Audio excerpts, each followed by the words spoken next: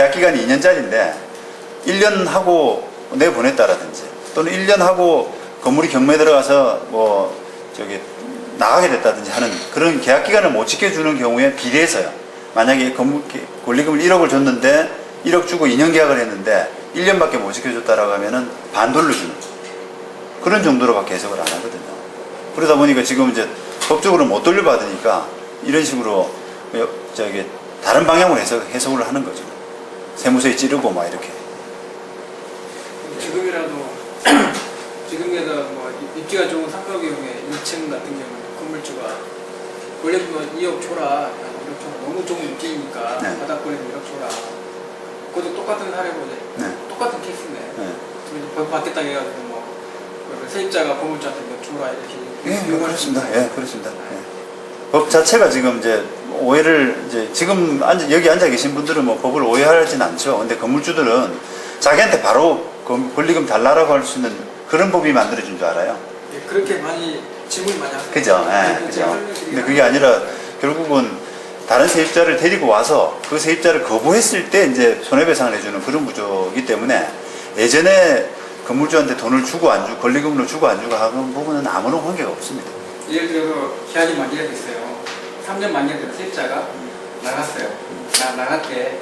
그냥 나가란다. 잠깐만. 근데 건물주한테 이거 거의 바뀌었으니까 건물주 네가 나한테 권리금 줘라.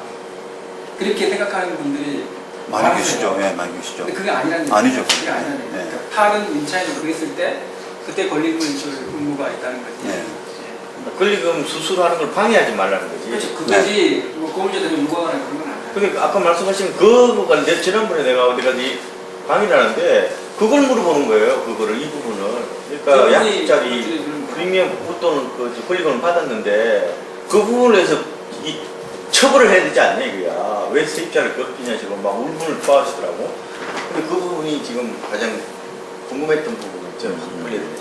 이 부분은 그걸 보호하는 게 아닙니다. 임차인이 만약 이걸 악의적으로 이용하려면 말도 안 되는 권리금을 주기로 했다 이렇게 하고 뭐 사람 데려와가지고 이제 말도 안 되는 뭐 단란주점 이런 업종 하겠다 이렇게. 그러니까요.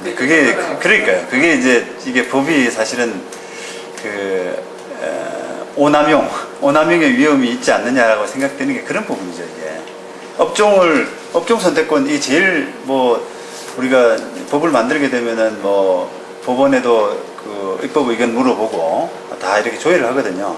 근데 그런 기관들에서 가장 이제 이 법에 문제점이 있다라고 생각했던 부분은 임대인의 업종 선택권을 심각하게 침해한다.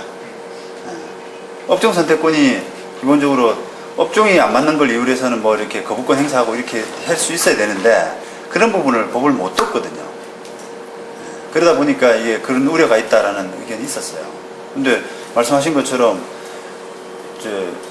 괴롭히기 위해서 뭐 정말 되지도 않은 사람 데리고 와서 업종 이상한 거 하면은 건물주가 물어주지 않겠느냐 뭐 그렇게 생각할 수 있는 거죠. 처음에 그 입찰량 계약할 때 특이한 거고 업종자를 이렇게 걸어두면 그것도 이제 이 법 자체가 강행법규이기 때문에 이 법에 어긋나는 약정은 다 무효가 되는 거죠. 그래서 워낙 이게 법이 지금 그 분쟁의 소지를 많이 담고 있어서 우리 이제 변호사들끼리는 완전히 이 법 때문에 이제 대목을 만났다. 대목을 만났다. 아예 그냥 재판 그냥 노다지. 너무 이게 보니까 이번에 저 권리금 관련해서 그 분쟁으로 하면 끝이 없겠더라고 진짜.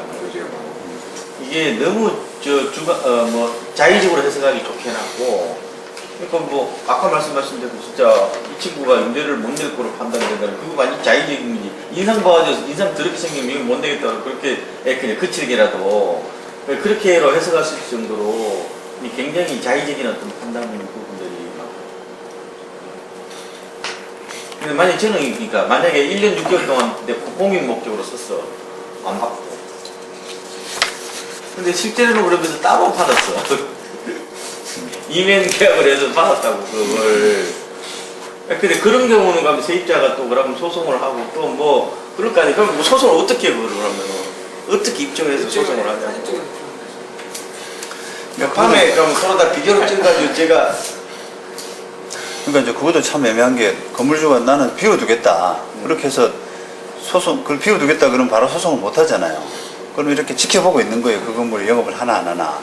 그러니까 1년 반 정도 이렇게 볼 수밖에 없는 그런 구조도 또 생기고. 참. 여기서 그 영리 목적으로 사용한다는 게 그러니까 임차인이 매출을 일으키면 무조건 영리 목적이라고 보는 거예요? 아니면 이제 임대인과 임차인은 돈 받는 공격이지 그건 당연히. 그 영리로 보는 거예요? 그러니까 아니 근데 무상으로 영업권에 줬다. 아니요, 근데 그게 의미가 일단은 제일 많이 들어오는 질문이 임대인이 직영하는, 임대인이 직접 뭔가 그걸 쓰는, 공간을 쓰는, 뭐 장사를 하든 뭐 다른 용도로 쓰든 그런 부분도 영리 목적이냐라고 하는 그런 질문이 많은데, 영업과 관련된 부분으로 뭘 하시게 되면은 세를 놓든 자기가 쓰든 다 해당됩니다. 영리 목적이 해당돼요. 세가 그러니까 이면으로는 아. 예, 계약을 할 수가 있지만은 표면상으로는 무상으로 줬다고 하고 임차인이 장사를 하게 한 거죠. 그러니까 그런 부분도 영리 목적일 가능성이 높아요.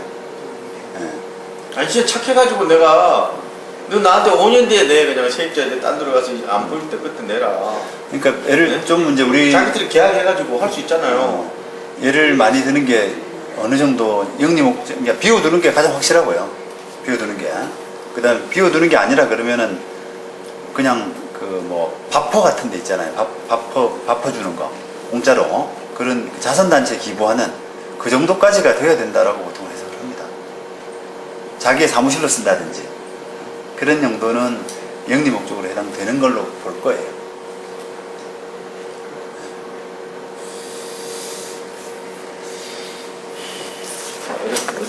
이게 진짜 많은 그 현장에서 그런 문제들이 많이 자, 요거 뭐 요까지 예, 하시고 혹시 뭐 다른 질문 뭐 부동산에 대한 법률이나 간단한 거 뭐 집 사고 팔 때나 하다못해 뭐 계약 관련해서 궁금하신 거 있으시면 언제라도 좀 말씀하십시오. 한 10분 정도 남았으니까. 네. 질문이 더 없으시면은 맞춰도 되고요. 뭐 혹시나 그 같이 그 공감하면서 좀 이야기할 부분이 있으면은 질문 한번 해주셔도 되고요. 주택 임대에서요.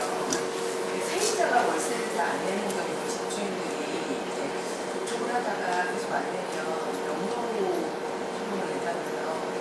근데 영도 소송이 소액 보증금이나 소액 월세를 받으시는 분이 소송을 내기에는 비용이 되게 만만치 않게 든다고 하더라고요. 그런 경우에 해결할 수 있는 방법은 없어요. 그래 말이에요. 그게 가장 이제 좋은 게 미국 같은 경우는 사실은 그 보증금이 상당히 작잖아요. 그게 뭐 몇 달치 이래 보증금을 받아준다 그러대요. 월세가 대신 높은 대신에 뭐 그렇게 하는데 그 제도가 유지되고 있는 건 제가 정확하게 잘 모르겠습니다만 유지되고 있는 것은 재소전화해라 그래서 간단한 법원의 판결, 미리 받아두는 판결이 있거든요.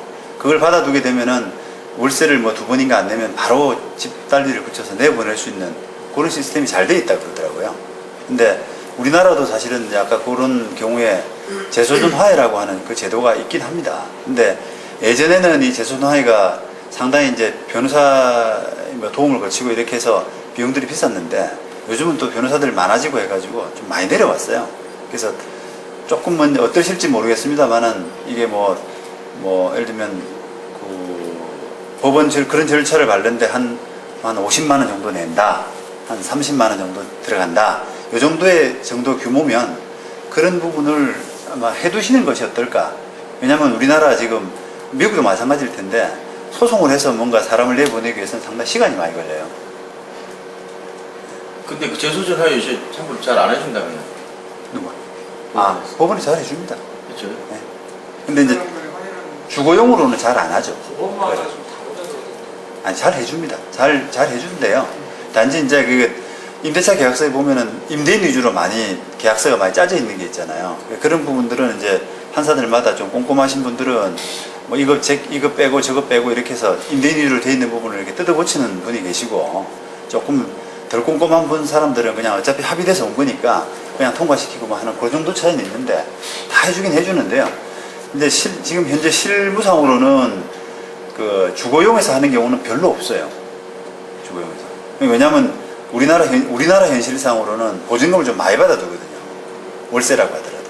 그러다 보니까 건물주가 이렇게 한 명도 소송하는데 한 6개월 걸린다라고 하면은 그때부터 이제 뭐 소송을 하든지 이렇게 움직이는 거죠. 보통 명도 비용은 얼마 정도 나왔어요? 변호사 선임해서 상관하고. 명도명은 사실은 어떻게 보면 변호사 선임할 필요도 없을 정도로 간단한 사건이거든요. 뭐 보통 가장 일반적인 경우가 월세 안 내는 경우잖아요. 월세 안 내서 내보내는데 뭐 다툼이 어디 있나요? 그냥 법무사에서 끄적끄적 써가지고 하면 보면서도 많이 하더라고요. 그러니까 쟁점이 없어서 그래요. 그게.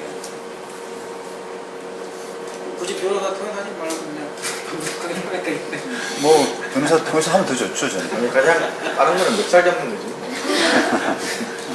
그러면 이제 그 세입자가 이제 연체를 해서 보통 이제 명도 소송이 들어가게 되면 그 모두 소송 비용하고 그다음에 연체이자 이런 것도 전부 다 이제 세입자의 그 보증금을 다 분쟁을 하는 거죠. 네.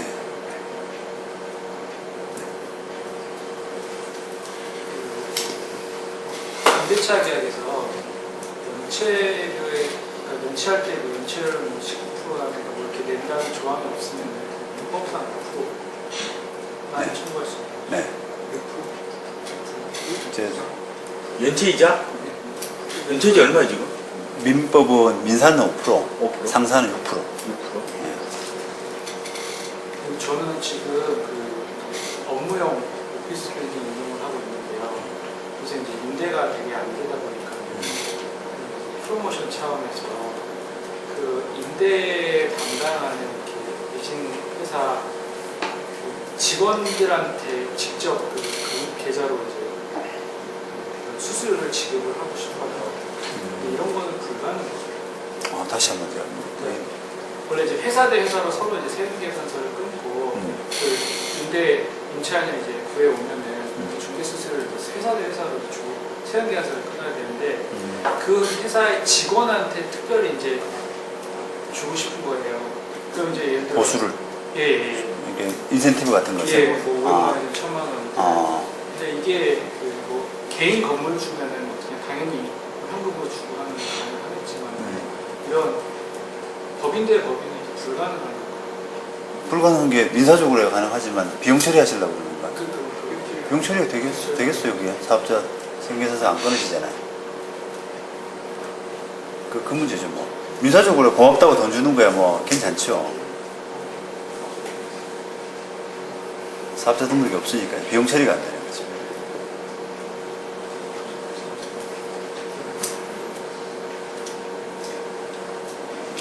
자, 뭐 이것으로 우리 최항수 변호사님 말씀을 듣고, 예, 저도 참 궁금한 거 많이 오늘 해소가 됐는데 우리 고생하신 그 최항수 변호사 박수 한번 부탁드립니다. 예. 고생하셨습니다.